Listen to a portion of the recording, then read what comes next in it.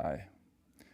This is going to serve as an introduction to the Hungry Ghost Realm project, providing some context for the work and the intentions behind it. This is not going to be a representation of the traditional afterlife mythos or any hell realm, but you really don't have to look too hard to find such material if that's your thing. This work is an illustrated apophatic retrospective for the creative, individuating human being. What we're working with through this is something intrinsically elusive and irrational, born of ancient trauma. In other words, since you can't reason with this shit, you have to get creative. One thing to acknowledge is that due to the nature of the subject and the complexity of the individual, the variables at play are virtually endless. So while the illustrations for constructs such as internal monologue, existential guilt, armoring, psychic vampirism, and so on are somewhat minimalistic, one could say this work as a whole is essentially a form of apophatic circumambulation.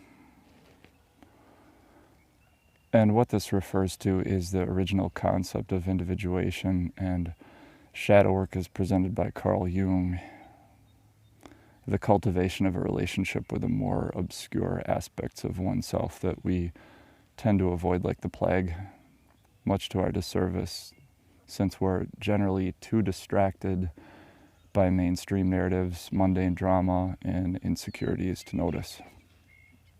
Isn't that the way it works?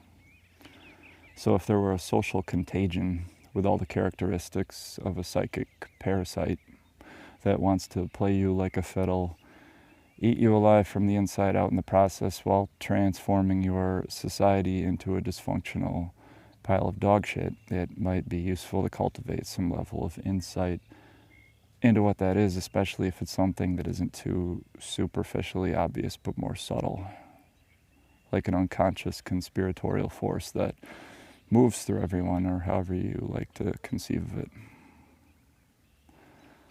The collective has been pitted against itself in so many ways, and that may be the game they're here to play. As emotionally invested echo chambers suffering from chronic plot loss. And like all spectator sports, no one stands to gain a fucking thing. The whole point of the shit show is perpetual distraction.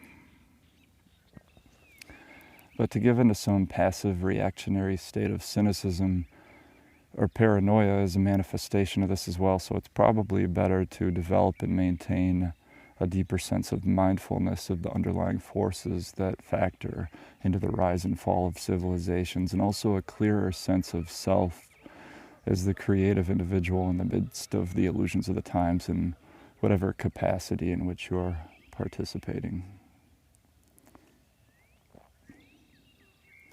Individuation is how you distinguish the creative individual human being from AI, as well as from most everyone else. Those given in to the empty promises of post-human, transhuman progress and liberation, in quotes, in alleged contrast to the controlled conservative counterpart, are just as much like dead astronauts in space at this point.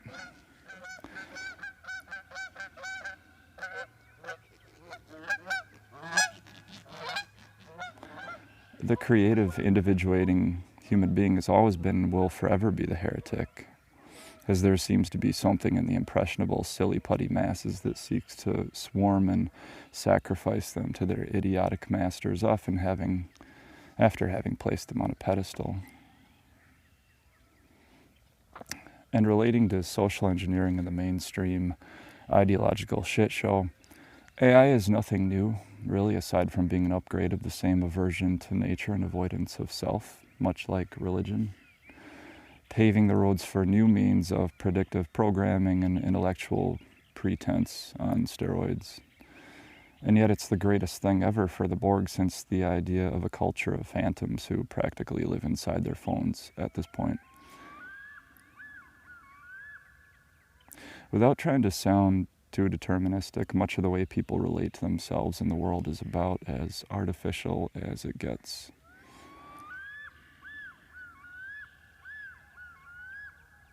The word apophatic is a useful one, made prominent by Michael Tessarian along with others, that connotes a process of cultivating an understanding of something through a reductive process or gaining a deeper sense of clarity about one thing through the study of what it is not. Here we're going to look at the influences of this human construct and decide who we are in the midst of and in relation to them. But for the moment, we're not so much looking externally at the grand conspirators so that we can commiserate, hold hands, yell at the screen in the theater, set the theater on fire, and burn down our communities and protest like useful idiots before passing out in a puddle of self-murder. Notwithstanding countless centuries of returning to play this out once more under the spellwork of different narratives, after everyone has taken their turn playing the victim and the abuser, one eventually rediscovers their connection to the source of all being, which can be neither destroyed nor replaced with some pathetic, corrupted, self-detonating ego shit. So here we're looking internally.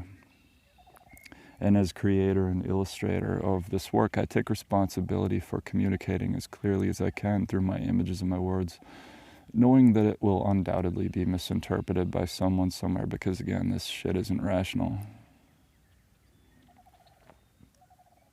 So, of all that factors into the composition of a human identity from one moment to the next, how much of that is authentic and how much of that is counterfeit? How does one even determine this? Even posing the question can get under some people's skin. But why would it? What is it about human consciousness that has such an aversion to looking at these things directly? How many horror films or metal bands and such things alleged as being dark need to exist in a realm where people passively consume them but integrate practically nothing? It speaks to the elusive quality of what we're dealing with here, as well as to the necessity of cultivating something like an internal martial art form in order to sublimate and move with such things without being possessed by them like the vast majority of people. It seems like there is such a thing as false dark to complement false light, much like identity politics or Coke versus Pepsi and other false dichotomies. Everything is subject to simulacra, mimicry, and counterfeit, especially with AI and all the scrumptious fixation that goes along with that shit. In the end, it's like the post-human path for the followers of followers who forsake themselves and drop dead at the gate. So it's good to be able to distinguish between authenticity and counterfeit. It's basically a distinction between essential nutrients and corn syrup. One makes you strong, and the other makes you into a quivering puddle of fucking jelly. The name of this work could just as easily be called Wetiko, because it is literally the same exact concept as it pertains to this kind of sadomasochistic puppet power that acts through human beings in all its curious manifestations, along with its fascinating quality of elusiveness. It seems to thrive best in the realm of obfuscation and perpetual distraction. Paul Levy's work on the subject of Wetiko, this Native American conception of a pervasive, elusive, mimicking, cannibalistic spirit, has been a cornerstone for the heart of this project. The Hungry Ghost realm illustrates the qualities of what we might call psychic disease baked into the current human construct, including general aspects as sociopathic manipulation, intergenerational trauma cycles, attachment, and consumption, among many others. Trauma and addiction are also central themes in Gabor Mate's work in the realm of Hungry Ghosts. Also recommended.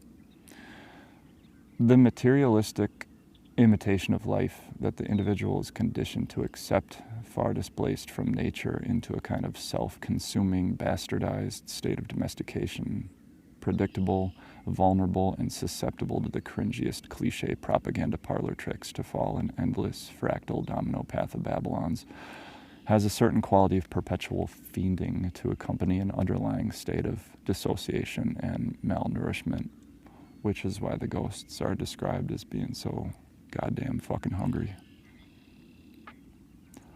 Given the general susceptibility to the influence of social contagion, it's too easy for most to identify with the parasites that want to take them for a ride, and the deeper this shit burrows into one's psyche, the more likely they are to remain devoted to what feeds on them, like any other run-of-the-mill codependent relationship. So one final point to end with here is that of finding a renewed appreciation for dualism, opposites, conflict, and as perverse as it might sound, trauma itself can be among your closest allies, even if it doesn't seem that way.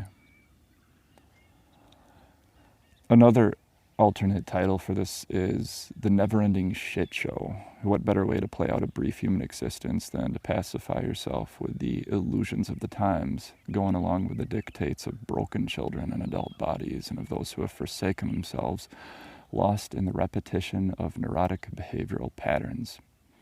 Maybe not the best path to tread in this place, especially if you're here as an active creator, more so than as a passive reactor.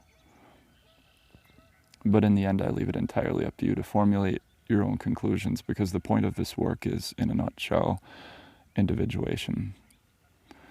So hopefully that provides the crux and the gist of what's being expressed here, and if this brings up more questions than answers, that is kind of the point, but further context will be provided as this project unfolds at hungryghostrealm.com. Thank you for listening.